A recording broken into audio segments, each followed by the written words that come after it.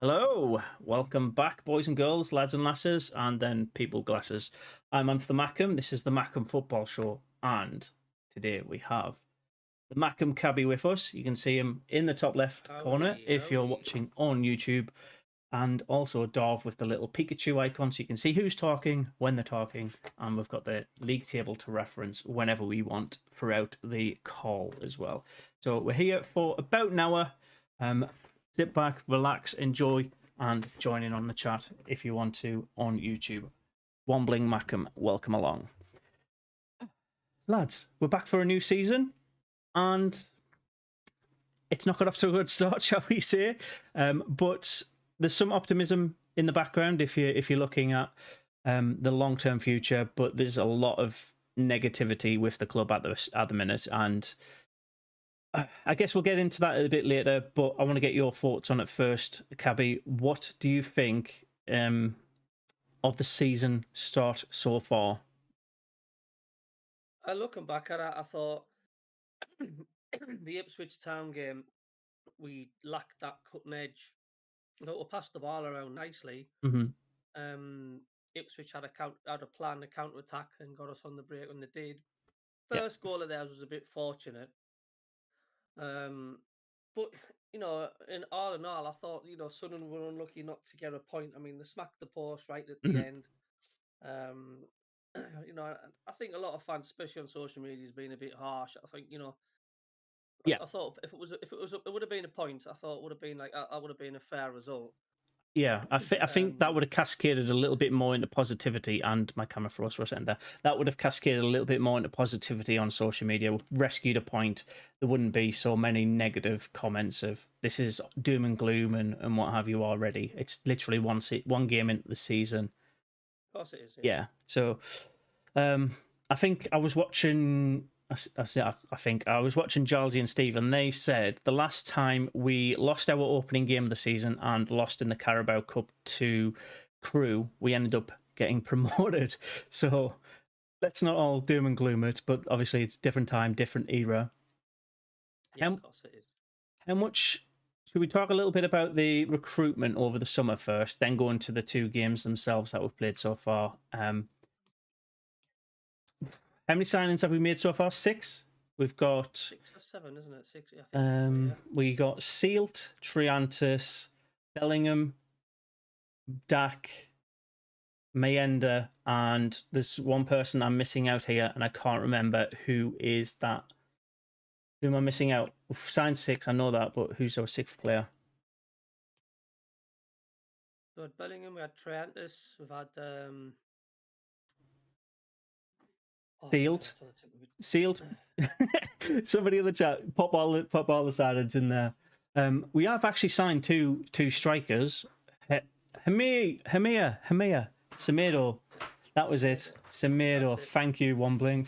Well done on the chat, spot on. 16-17 season. What's people's thoughts on Ryson? I think 3 million plus add-ons are a bit too much for a 24-year-old that scored 13 last season. You are essentially valuing, if you're guaranteed the same amount of goals, you're basically valuing each goal at 300 grand. So is each position worth 300 grand? Because essentially you could win one game and that would bump up your position. So it's a toss-up. I'd much rather spend that money and be higher up the league than not. So it's an interesting comment, Adam, but I haven't seen enough of Ressian to comment on if that's a valuable purchase or not. Yeah, I'm thinking though, our signings so far are a good step towards what we want to see from the club. The thing I'm concerned about is 3 big names being linked with moves outside of the club. That's Gooch, Pritchard, and Bath already, and Bath to go to QPR, which I find absolutely bizarre. Yes, he's one of our more mature players. He is one of those experienced level heads that we need in our club right now. But to give him to somebody who's struggling in this league, I think that's a massive mistake. Weird. What about you, mate? Signings rumours in and out for players. What's your thoughts? Well, I certainly don't think it helps the team spirit and morale. The fact, like, just as the game's about to start, first game of the season, you got like Hmm. three of our vital players possibly could be away, and it's like that. You want the opposite. Hmm. You want the players to be here and have the bond. The last thing you want is like depart. It's like no, that's just not right at all.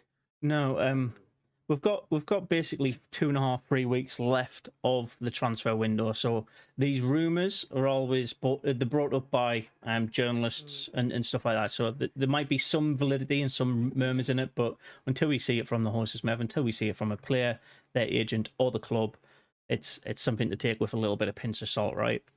well, there's a lot of third-party Hmm. journalist sites and stuff, aren't there? You just doing it for clickbait. Anything that goes on, I mean, Hmm. yeah, there's a lot of that goes on. Too much of it though, because I think when we're at the start of the season, we're not performing well. To be fair, it is only 2 games or 3 games if you count the pre-season Hartlepool match. There is that little bit of something's not quite right, that murmur of something needs fixing, that constant thing that happens when you lose a couple of games where you are pretty dominant in it, but something's not clicking. And for most people, it's quite obvious it's strikers or leaky defence. The middle of the park looks to me quite firm and quite rigid. Mm. There's nothing wrong with it. I mean, like I thought we held the Hmm. play it well. We passed around spot on. It's just Hmm. that final finishing product, like the crosses were getting a bit overhit, so they were going into where well, no man's land, and So it's you it's know, it's more finessing than more yeah, I would say so. Yeah, I just. mean, we're certainly you can tell we're missing Diallo, like a hole in the head. It's like he just needed that one touch, a little sight of goal, and he's banging them in the net, isn't he? You say that, mate, and I do agree with it. We do need that bit of quality, but we have that in our squad. We have the potential. Amad Diallo didn't come in game one and start scoring goals. It took him like 5, 6 games before he was settled in, Yeah, essentially. yeah, I absolutely agree. Yeah, So, so, he wasn't straight away. No. so do you think the fans are being a little bit too jumping? They're jumping the gun a little bit too fast with saying Bellingham's not good enough to replace Amad. I think he's got the potential to provide something slightly different, but also give that bit of quality. Like his miss against Ipswich Town, the one that could have potentially opened up the That game. wasn't an easy chance, though. I mean, if you look It back at it was it again, was it was fizzed. so fast off the. Yeah, yeah. I mean, we would have had lightning reactions to get that. But yeah, it's absolutely crazy, ridiculous for anybody to sort of slate any player at this stage of the season. I mean, crikey, yeah, mate. I mean, they're just getting oiled up, getting warmed up, and no, it's crazy, absolutely crazy. Yeah, I'm I'm I'm okay with how we've performed. I'm not happy that we've lost our games, obviously, but how we went about performing throughout it is just one or two things that need improvement. It's not like everybody on the pitch is an absolute shambles. It's just a drop ahead, like a lapse in judgment just before half time with the Crew game, with the Ipswich game. It's basically switching off when we think the half time whistle should already be blown, and not getting our heads back up to full pace at the start of the second half of the Ipswich game.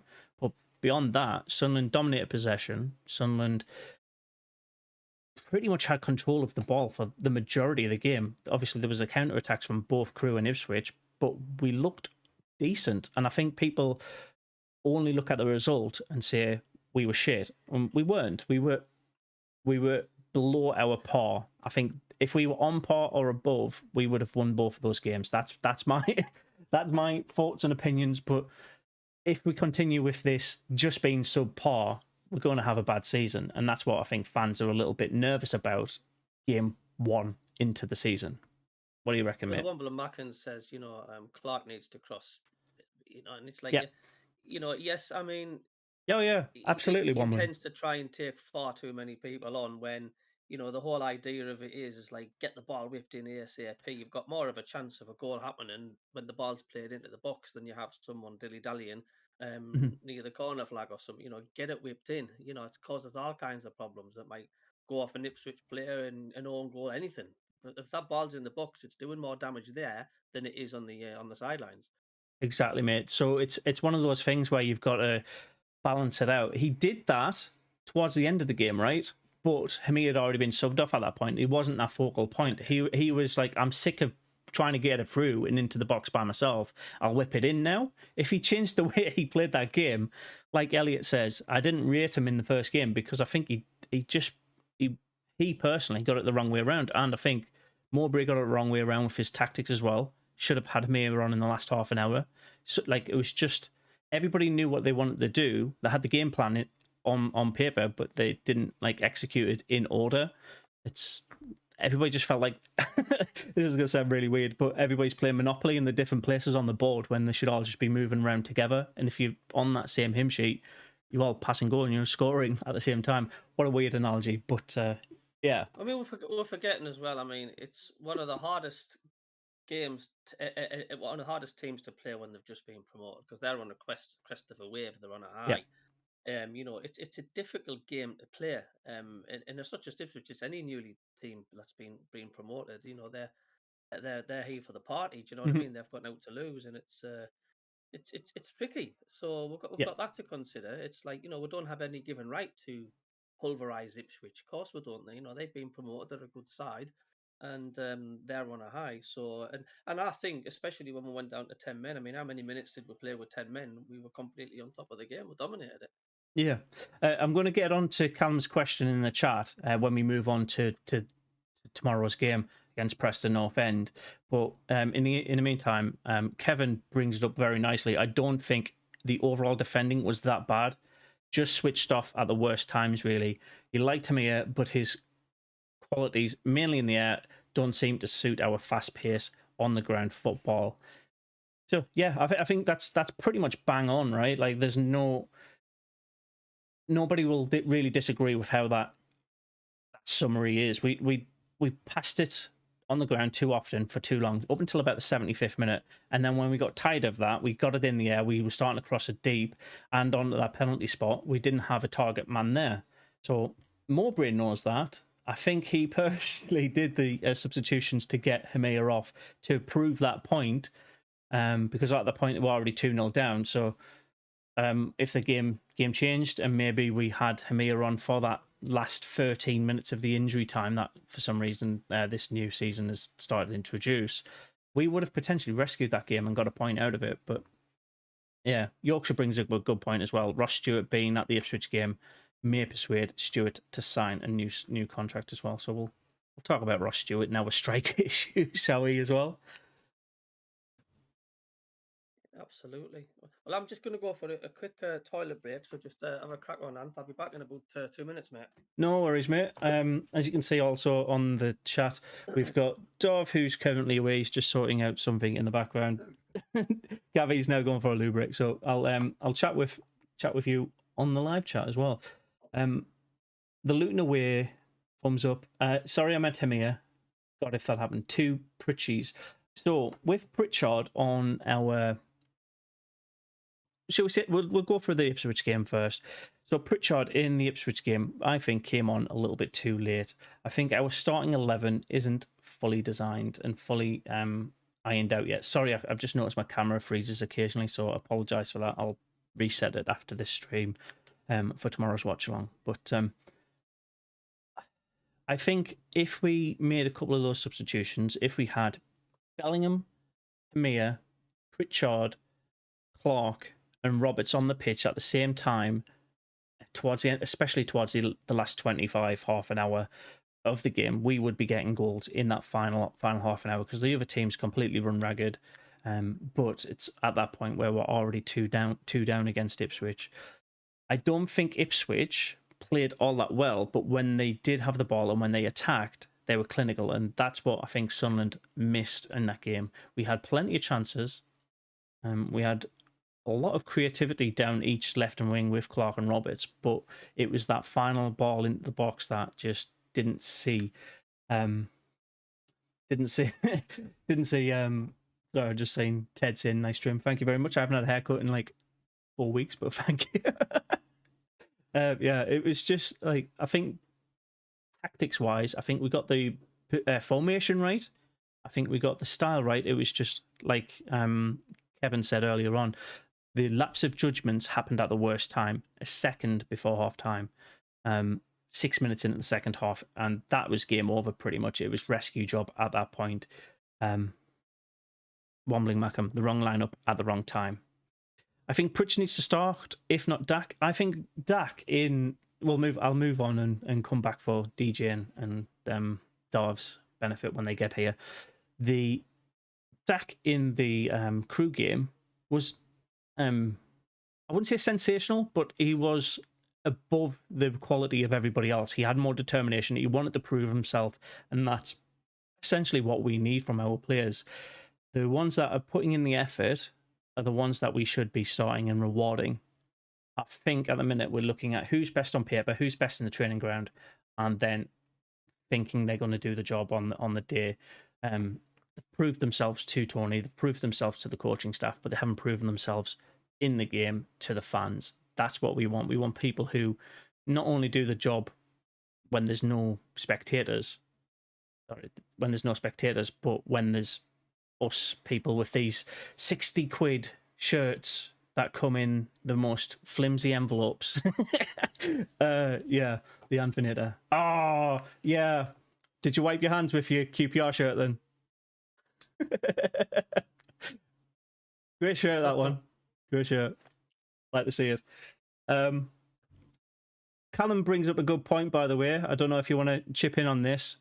I think Pritch needs to start, if not Dak. Who would you start out of Pritch and Dak out for tomorrow's game against Preston North End? Pritchard,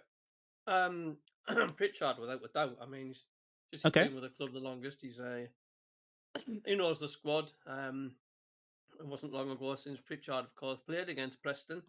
So definitely has to be Pritchard. Of course it has. Yeah. Oh, yeah. Yeah.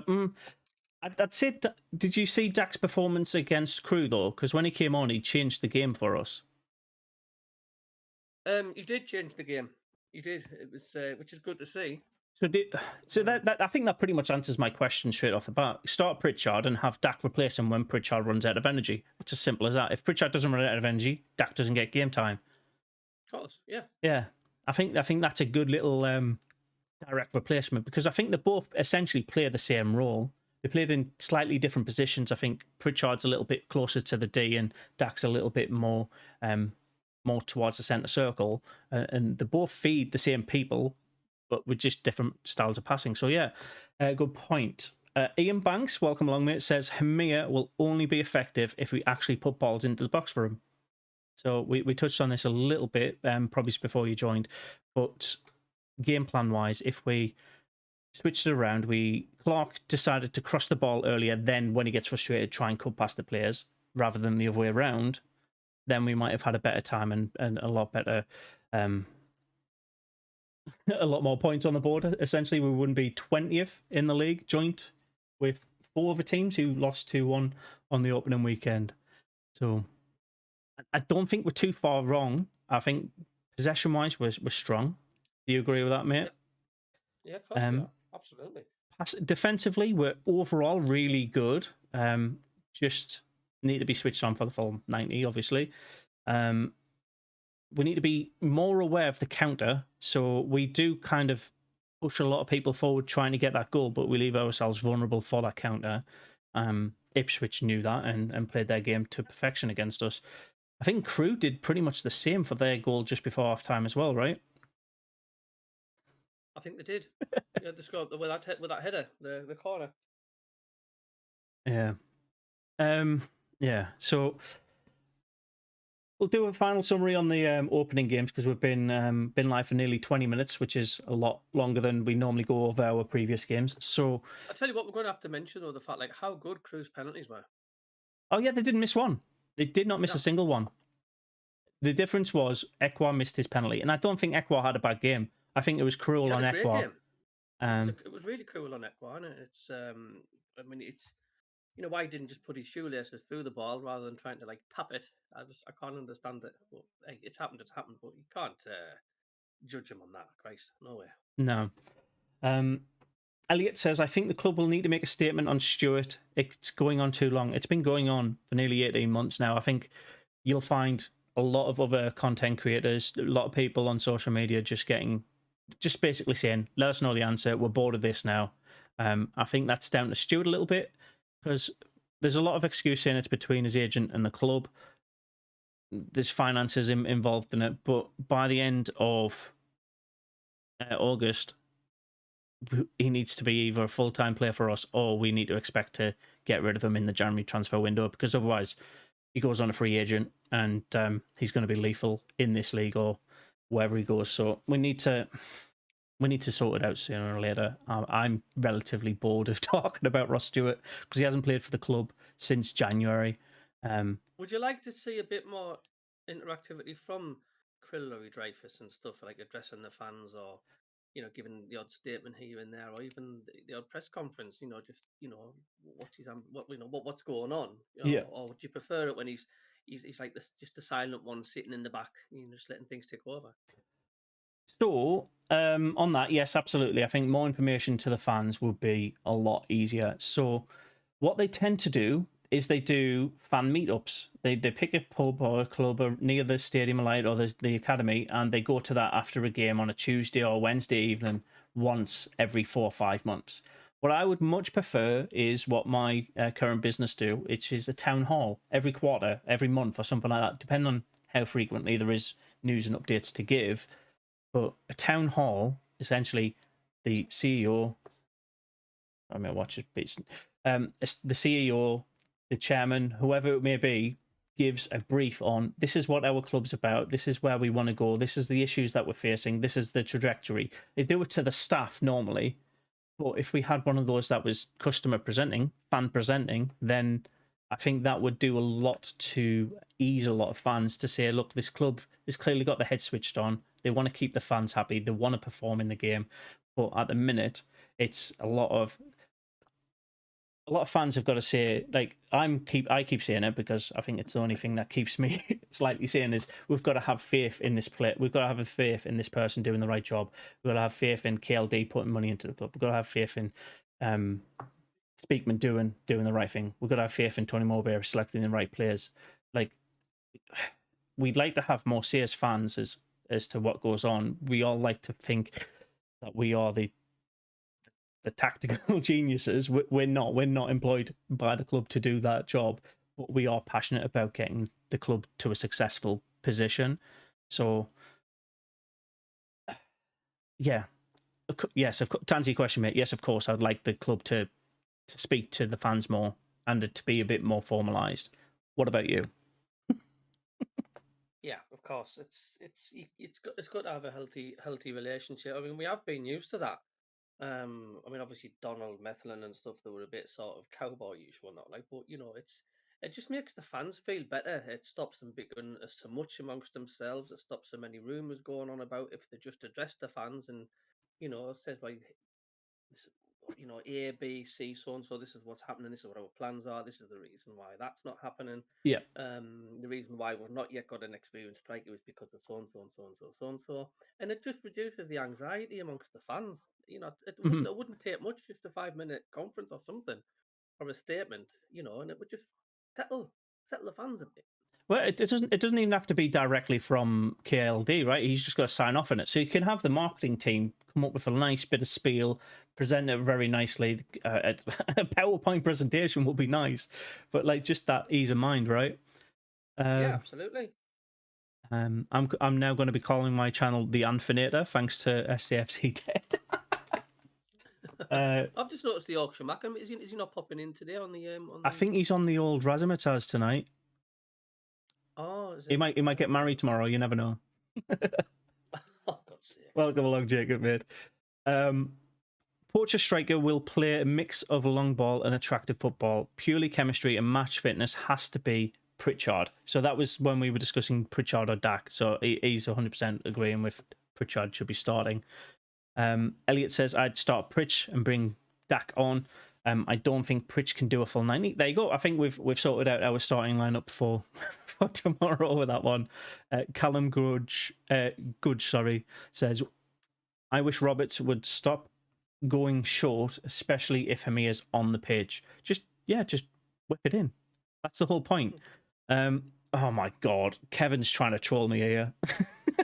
Get Altidore and Cameron Jones up top. I don't think Cameron Jones is as bad as Josie Altidore was for us. I don't think that's even The funny thing statistically is, about possible. Altidore, he was that bad, but the fans still loved him. Oh, he had the personality for us. Absolutely.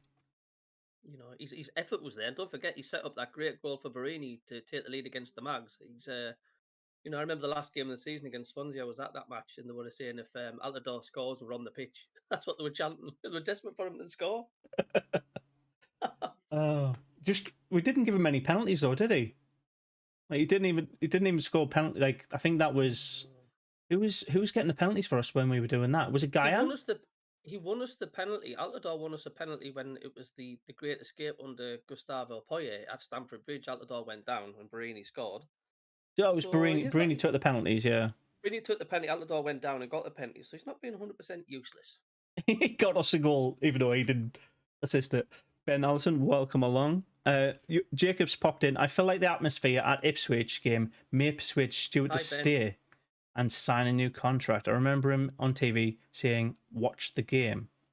So, I think the way he no this I'm probably reading a lot into it than what others might be, but the way he was speaking with Broadhead, I think there was a potential his eyes getting turned by Ipswich because obviously they're being very positive now. So if Ipswich come in for a decent bid for Stewart, I think he might say yes to that. But again, Board is saying Stewart sign a contract. Why the hell wouldn't he just want to stay?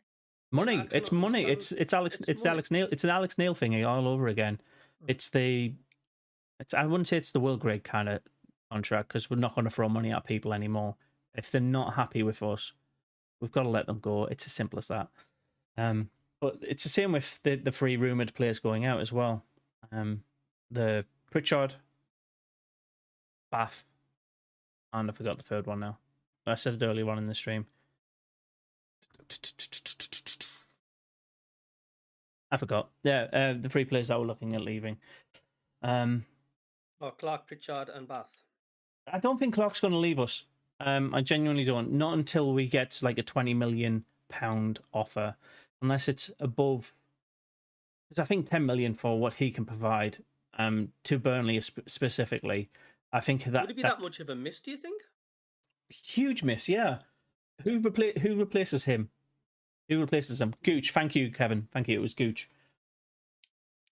Yeah, I mean, Clark's the one that does his trademark cuts inside, drops the shoulder, get a little inch of the goal, and how many times has he had to hit the post or curled in, cracking goals? He's very dangerous. Can you tell me anybody in our team that would be able to do what he does week in, week out? Because I can't. The only nearest player, but he's on the opposite side, and that's Roberts. But apart from that, there's no one. But Clark's left wing, Roberts is right, or vice versa. Yeah. But nobody else can do it down the left. Ekwar definitely can't. Pritchard can't.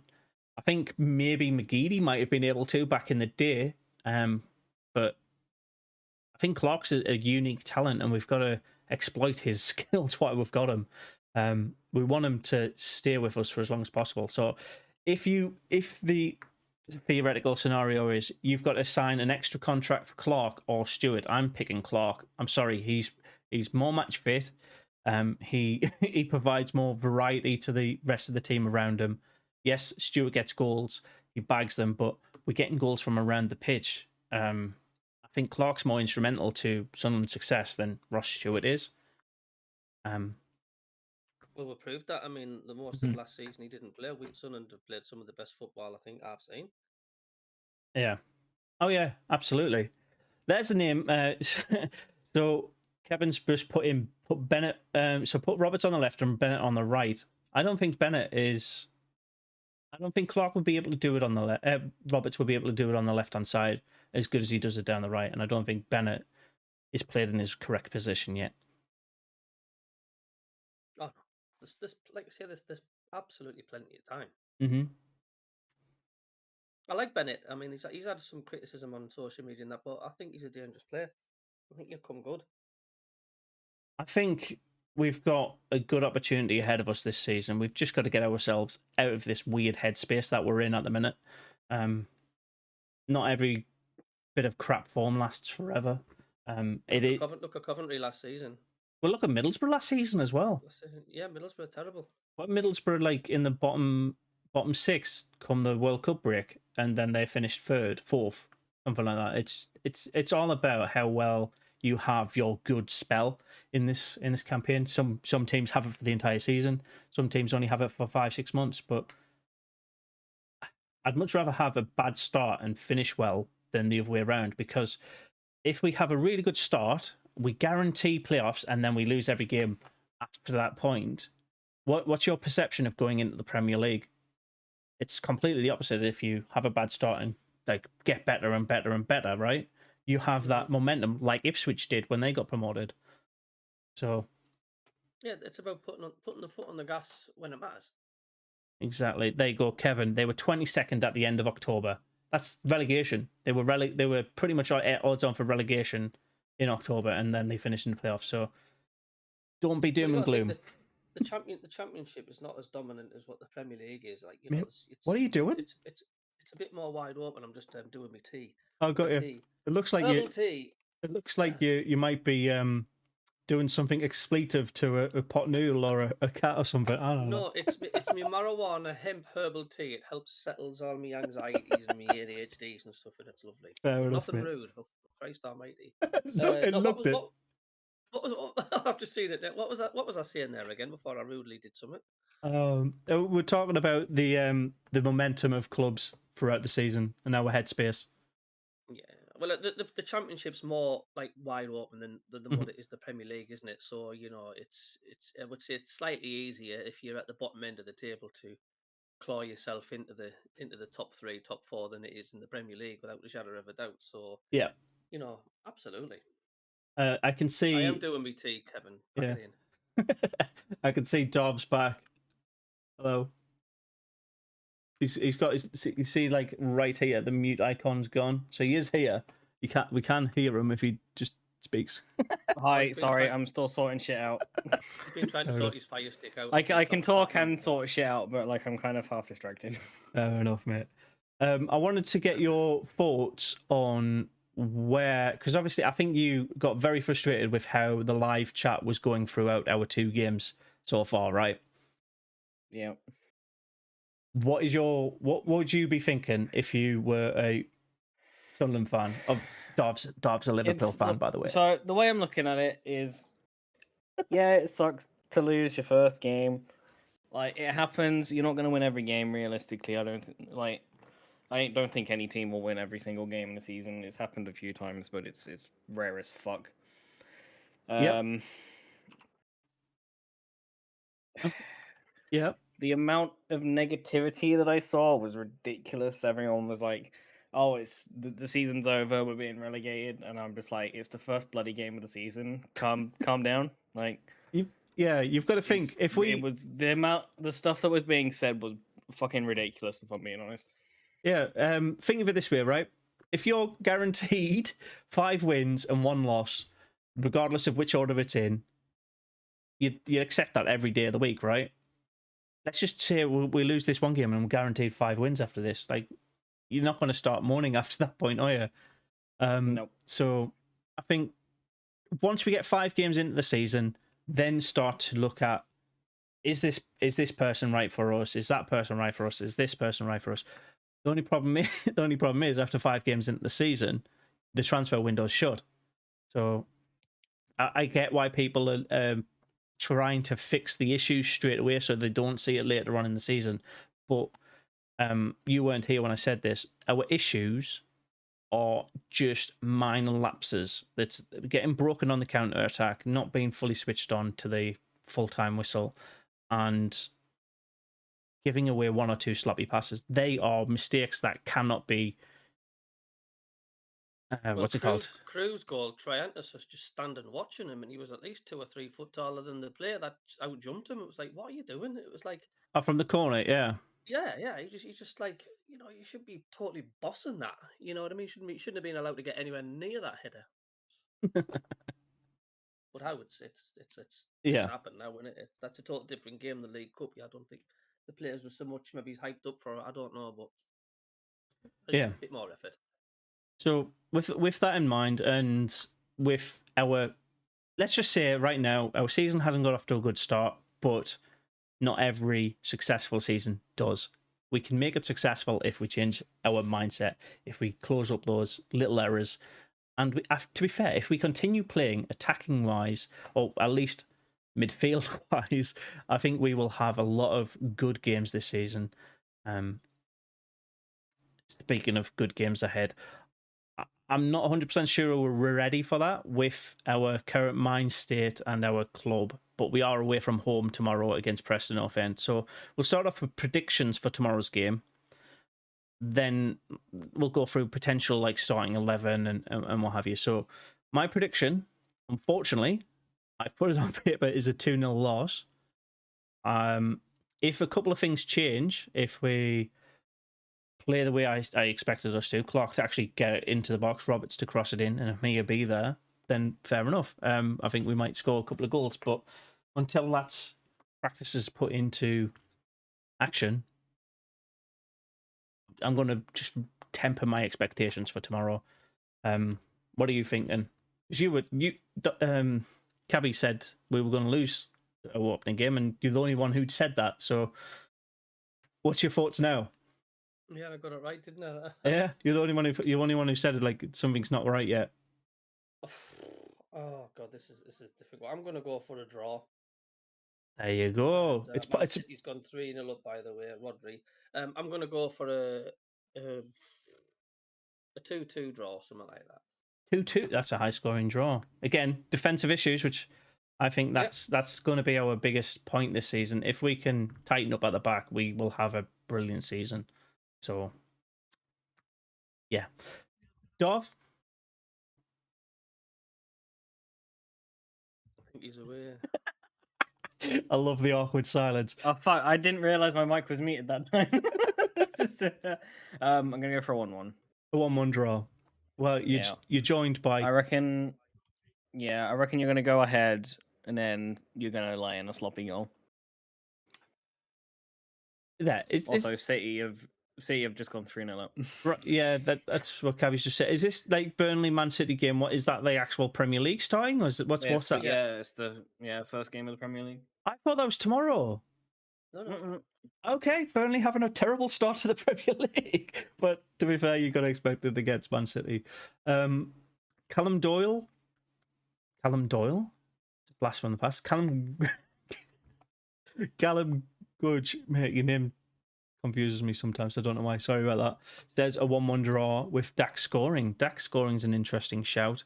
And Kevin saying a 1-0 Sunderland win with Robert scoring it. My brain's disconnected at the minute. It's been a long week. Right, so with those predictions in mind, who's our starting 11? Patterson in goal. I don't think Bishop did a good enough performance against Crewe to justify his breaking through past Patterson, because he even miskicked one of his goal kicks out to go out for a corner. Did you see that against Crewe? No, I didn't. Crewe or Ipswich? No, it was Crewe because Patterson was in. He went to kick it out. Yeah, he went to kick it out and he completely miskicked it. There was that much backspin on the ball, it went back out for a corner. Yeah. Jacob's going for a 1-1 draw tomorrow as well, by the way. It was a very sloppy third goal from City, I won't lie. But to concede or score? To score. Sloppy it's goal to goal, mate. You can't complain. No, I know, I got the goal, but that was compared to the other two, it was just a bit. Fair enough. So yeah, the Bishop's commanding of the box for the corner goal, for me, I think we'd need to scrap that. So I think he's close to potentially like having an alternating Patterson in one game and vice versa. I think that's a potential for this season.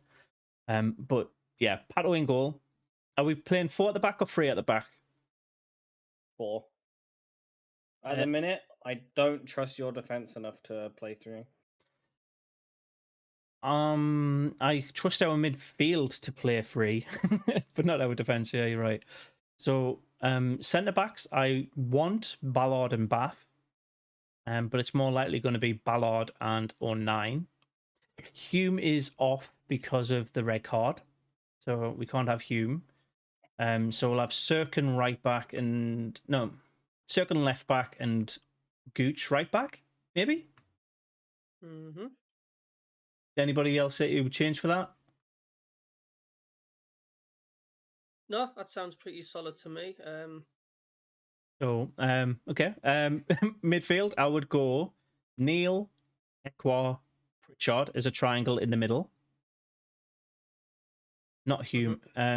On the left wing, I would have obviously Clark. On the right wing, Roberts, and up front, I would have Hamir with a good strong bench as well. Not Hume, Ekwa. No, Trey Hume got a red card, the second yellow against Ipswich. Yeah, it was Hume. Yeah. Apparently, he got sent off because he kicked the ball out. Yeah, that's what I was thinking, because he like the touch and the foul on the player was neither here nor there. I think that was just a bit of like light touch. It was never a yellow card, but the time wasting element of kicking the ball away, I think that's what he got called for, right? And they're cramping down on that this season. But Absolutely massively. Yeah. Well, I was talking to Darv about that. He was asking me. He says, "What do you think about the new time wasting thing, Carry on?" At the time, I think I think it's brilliant. I said, "It'll stop the negative teams I think trying it's to like good. slow Yeah. everything down and piss about." there's a couple of teams I think will massively benefit from that, especially this season. Sunderland being one of those. I think West Brom might benefit from that, and it saddens me to say, but I also think Alex Neil's Stoke City will benefit from that extra time as well, quite a lot this season. So we'll see. Apparently, Here Dog says Hume's ban was for the cup match, so he's served and can start. Would you still start Hume over Gooch, or who did I put at left back? My head's I don't know. It's Gooch. He's not really a left back, is he? He's a right. I said right back for Gooch. The right back for Gooch. But isn't his original position supposed to be up front though? Like on the wing? Yeah, he was a winger. Yeah, he was a winger. He's basically when he signed for us, he was very young, but he was essentially Joseph Bennett. Yeah. Yorkshire says Gooch won't be playing because he has a slight injury, but nothing serious. Okay, so no Gooch. I didn't know that. We could all guess. We have Hume. His ban was at Crewe. Thank you, Elliot's confirmed it as well. Patterson, Serkin, Hume, Ballard, Bath, Clark, Pritchard, Neil, Roberts, Ekwa, Hamir. So we're all going for roughly the same squad here. I think Ekwa needs to start. What would you go for? I would prefer a 4-5-1-1. With the two wingers obviously providing defensive and attacking support. So I think Clark can definitely provide it down the left, but Roberts, I think, might let the other midfielders do a bit of a sweep job down the right-hand side. So I don't think we need as many defenders as... I don't think we need 4 defenders because we're not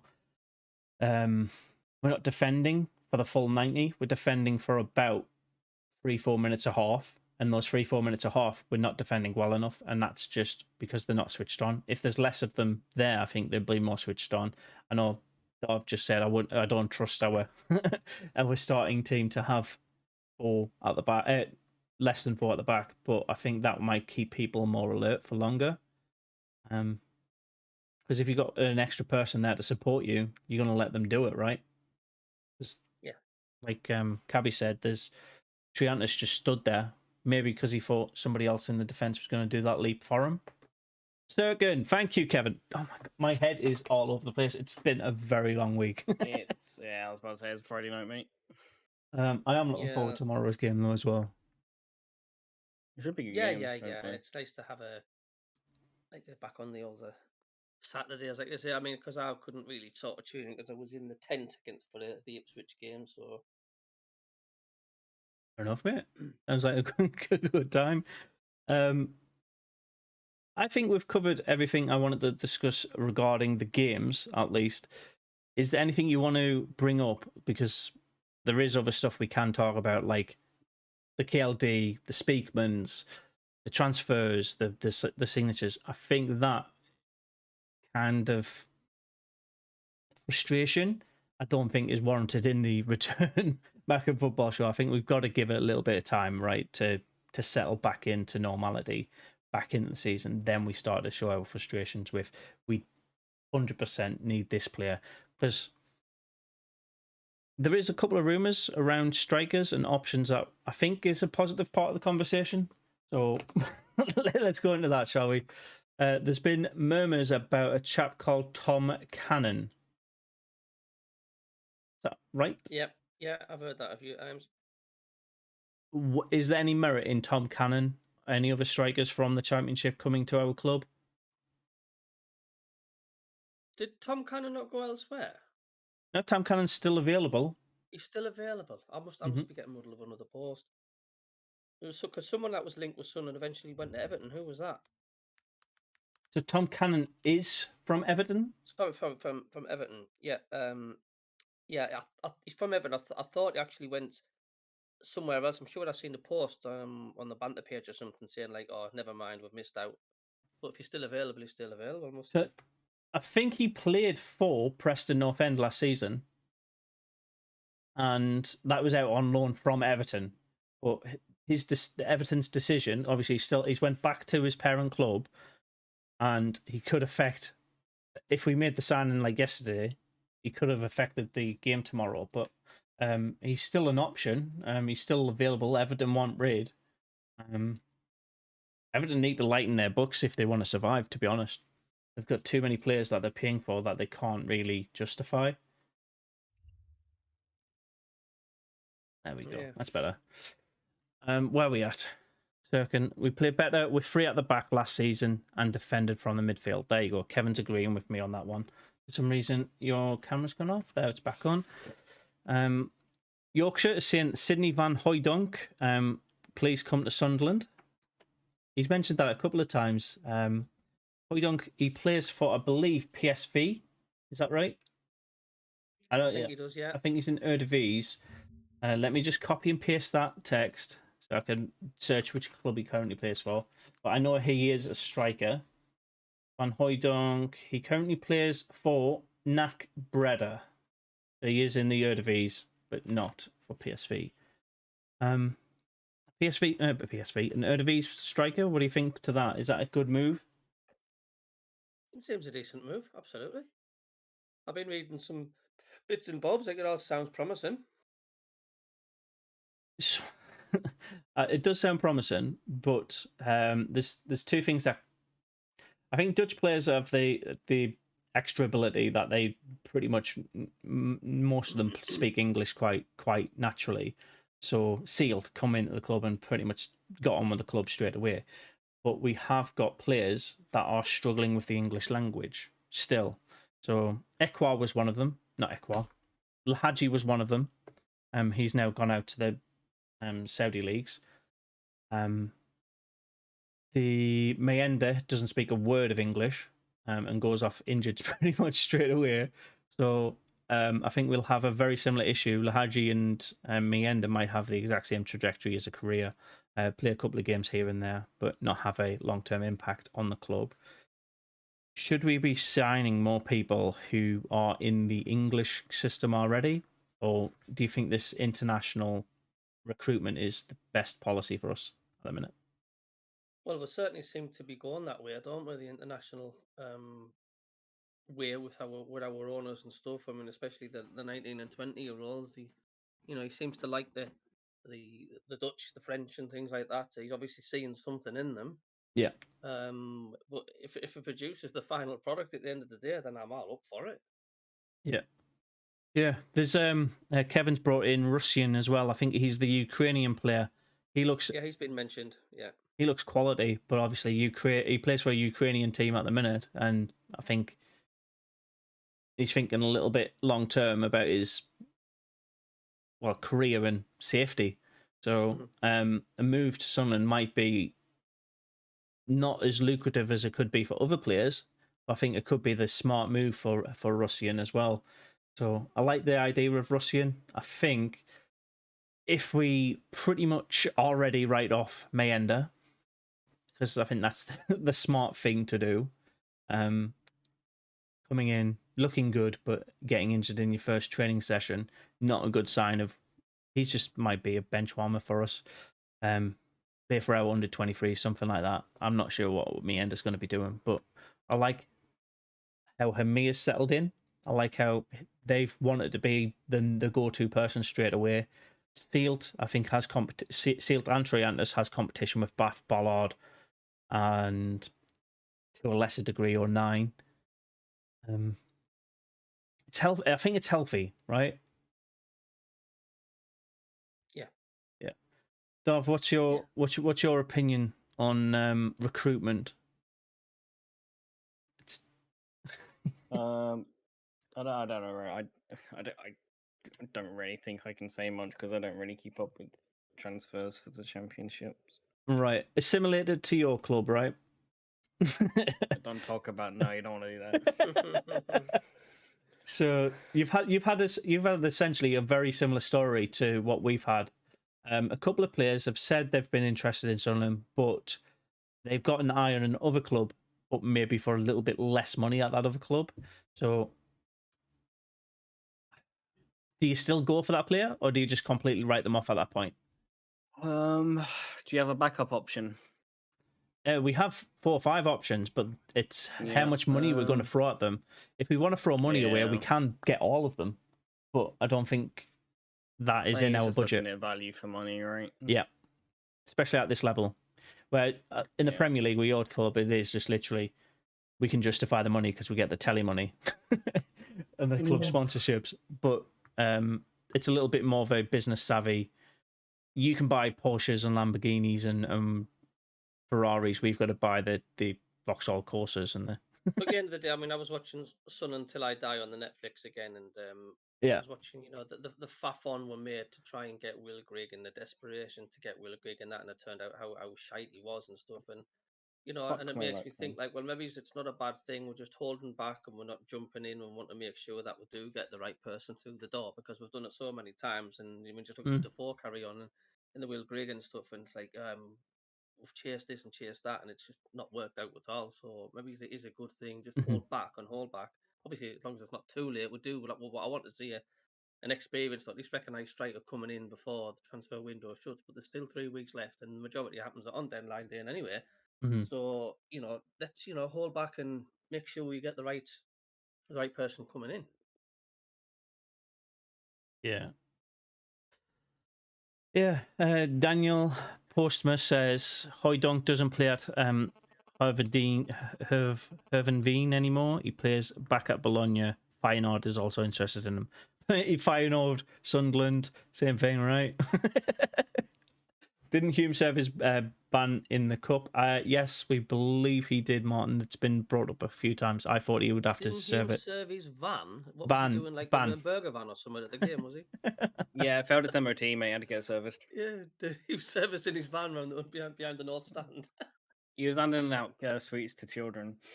Oh no! Don't start that! No, don't start that rumor with Sunderland players, mate. Jesus. Yeah, no, you don't want another one. No, we don't want another one. We never wanted the first one. I don't think anyone wants the first one. No. Yeah. I want to reserve my recruitment decision until the end of the window. I think we're doing okay so far. We've brought in 6 players. We've let go of Bailey Wright. Who else has gone from the club completely? We've let a couple of players that go out on loan. Yeah, I'm going to say it. I'll probably put up a poll tomorrow so I can get your opinion, not just mine here. Who is the best signing so far for Sunderland in our current transfer window? I think it's between 3 people. Let's go with Bellingham. There's Bellingham, there's there's Dak, and there is, oh my god, who else is really good? Semedo. The striker, the midfielder, and I've not seen enough of Dak as yet. He was only in the cup game as well, wasn't he? Yeah. I'm before I give judgment, I'm going to give a few more games, I think. Yeah. Well, also we could sign, I don't know, what's that guy called from the Premier League? Plays for Man City? The striker? Oh, I don't know. Erling Haaland, maybe? The robot? Yeah, It's like a sending off for Burnley here. Mate, he's already scored twice in his first game. He's not being sold. His record's already improving. What? What? Have you got the telly on? Yeah, hang on. There you go. Bellingham, Hamir, and Dak. I'll put that as a poll tomorrow. We'll see what the fans say for our watch along stream. And I think that nicely ties up our opening Mackem football show for the season. We'll be back this time next week for episode 2. But in the interim, what can we expect from our channels? Cabby, what are you doing in the upcoming week? Well, I'll do me comedy stuff, me alternative videos and stuff, and a few review videos and previews and stuff. So keeping the humour going. Good. We need a little bit of comedy in Sunderland's current mood. I'll be doing the watch along tomorrow, as per. We'll be also doing the game review. That's a it's a one-off rant of how I feel about the game. The shorts, obviously, and then this again next week. So Of course, I'll be doing the watch along tomorrow as well. You keep forgetting the football season started. so yeah, we're back. Oh, Bobo! I'm still in my tent, man. I'm still in my tent. What's going on? Still on holiday mode. So yeah, that's what's coming up this coming week. If you're not already, hit the like and subscribe YouTubey stuff.